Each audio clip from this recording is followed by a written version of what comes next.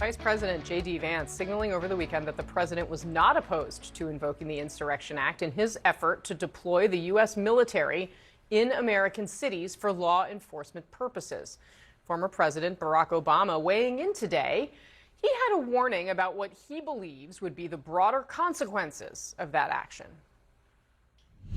When you have military that can direct force against their own people, that is inherently corrupting. When you have what looks like a deliberate end run around not just a concept, but a law that's been around for a long time, posse comitatus, that says, you don't use our military on domestic soil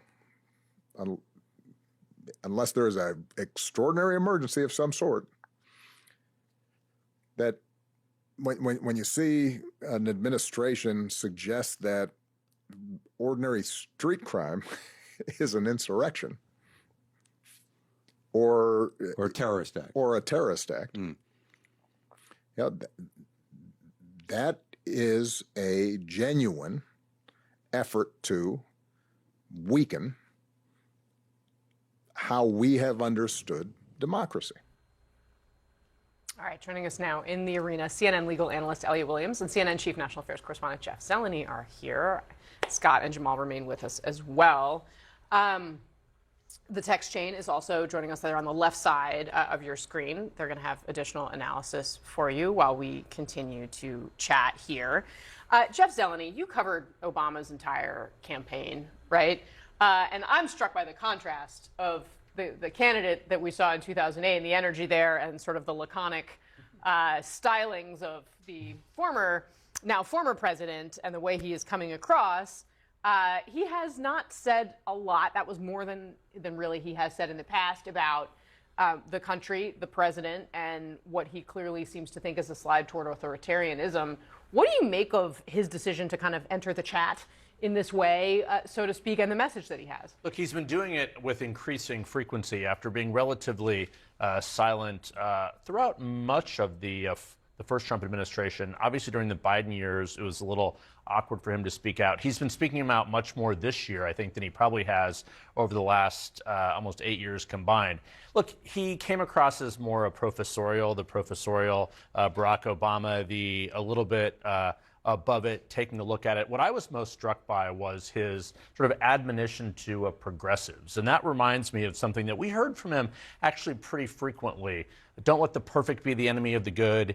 He said this, I'd say you can't just be a scold all the time. And he said progressives have a holier-than-thou superiority. So yes, he has some strong words to say for President Trump and the state in which the country finds itself, but also a little bit of tough medicine for Democrats and progressives as well. So I thought that was that's probably his biggest contribution to the chat, if you will, as Democrats try and rebuild themselves and rebuild their party out of the wilderness. He's trying to be pretty, trying to put his thumb on the scale in terms of the direction of the party. Is he right, Jamal? Well, first of all, I think he's back in his office. What's with the muted tan tones? The Oval Office looked that way. So, I mean, it's like the beige suit became a room. I never liked it. Listen, he is saying what is on a lot of people's minds about getting out there and talking about the creeping authoritarianism that people feel is happening in the country. One thing about Barack Obama today is that he has a lot more freedom to be able to speak out. He's a president, so he has immunity. So Donald Trump actually can't attack Barack Obama with his legal forces the way he's doing with other political opponents. That's not insignificant. And so the president, I think, has to step up and speak out in a way that maybe some other Democrats won't be able to. But I did learn this when I worked for Bill Clinton as a kid, which is it takes a horse to beat a horse. And I think this is what Barack Obama is talking about. Put your own ideas on the track, get them out there, let people judge them versus Donald Trump's, not just be a scold about how bad Trump is. Scott? Yeah, I mean, he's been the most hyper-political and hyper-partisan post-president we've ever had. He's still acting that way. They're not over the fact that Donald Trump won the national popular vote last year.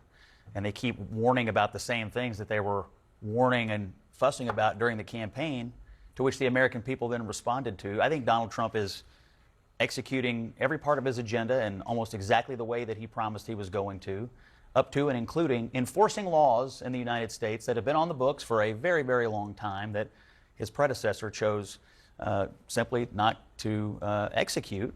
You throw that on top of the fact that he's having this extraordinary success on the world stage, and I just think Democrats from Obama on down are having a heck of a time understanding where they went wrong and how Donald Trump has captivated a nation and now the entire world. Elliot, how do you see this from a legal perspective? Well, I think there's no doubt that authoritarianism is on the rise around the globe. Just look at the kinds of folks who have taken power in the last decade, from Belarus to El Salvador, Bukele, and Viktor Orban in Hungary, and on and on and on. They also happen to be often folks that the president speaks about favorably. Like that's a fact. That's not a criticism of Donald Trump. And I just think the kinds of things that have made those men so powerful are the kinds of things we ought to be careful about embracing here in the United States, like firing prosecutors. And some of the other acts that might seem good and might seem wonderful on a gut level to many people, but are profoundly dangerous for the rule of law in the country. And I just think when you strip down the politics out of Obama's statements, like he's not making an untrue point about authoritarianism around the world and what we ought to be cautious of in the United States. Yeah. So speaking of this, I want to play a little bit of what the former president put out. We saw him on a podcast that was released in the last day or so.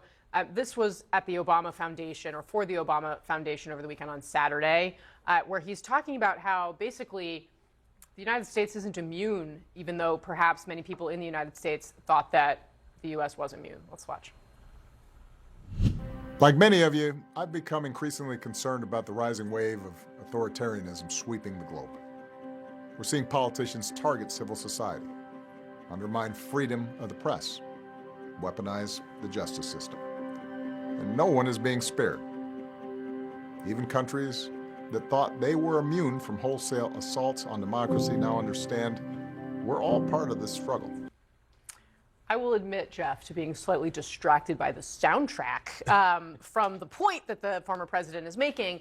But basically, I mean, and I remember thinking this too, or I should say, if you covered Capitol Hill before January 6th, right, there was a sense from so many lawmakers in both parties, but certainly with Republicans, that something like what then happened on January 6th couldn't happen here. He seems to be saying broadly that the world is different now, and that the things that we have seen happen in countries that have ended up with authoritarian regimes, that it could happen in the United States. Look, I mean, I think this is very much a post-January 6th conversation, obviously, and I think that he is talking about he's been giving a lot of speeches to civic groups and younger groups as well about sort of the rightward shift. And one question I have, he doesn't do many interviews. He does the podcasts and things, like he does mainly friendly interviews. To what degree does he sort of hold himself responsible, or what is the reaction to his presidency with the rise of Donald Trump? I saw that Kristen Isolde Anderson was asking that question in a chat on the side there, and that is such a central question here, because it's interwoven. It's absolutely interwoven. The rise of Donald Trump obviously started during the Obama presidency, and it has certainly continued since then. So those two men are interwoven in American history in a way that I can't think of any presidents that necessarily are. Of course, Obama was a correction to Bush, if you will, on the Iraq War and other things, but the Trump-Obama sort of Obama relationship is interesting. I think you're exactly right. I mean, Obama's presidency delivered Trump, and then Biden's presidency delivered Trump stronger than ever. So that Obama-Biden political era, I mean, the net result of it is that Donald Trump is now one of the strongest presidents in the modern American political era. That is the net result. Casey, as we think about democracies, one thing that is good for democracies are stable, vibrant middle classes, and people sort of having aspirational ability to move up. And I think one thing that's happened since the financial collapse of 2009, 2010, is people have lost that faith that that's going to happen. I think that is not something we can ignore as we look at the rise of the sort of authoritarian, strong man government around the world. Yeah, fair point for sure.